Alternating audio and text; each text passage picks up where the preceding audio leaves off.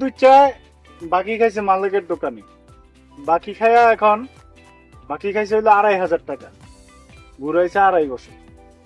2.5 বছর ঘুরাইয়া এখন মালিকের টাকা চাইছে এর থেকে, যে এই ভাই দাঁড়ান, আপনি 2,500 টাকা আমার চায়ের দোকান দিয়ে বাকি খাইছেন, আমার পুঁজি কয় টাকা?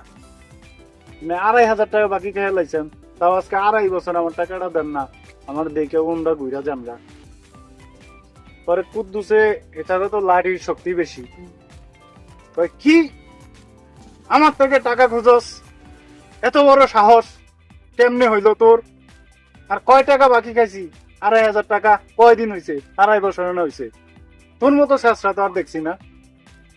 পরে মালিকে আবার কইছে যে পাওনা টাকা চাইছি, এতে সাহসের কি হইলো? আর আমি পাওনা টাকা চাইছি 2.5 বছর পরে, আমি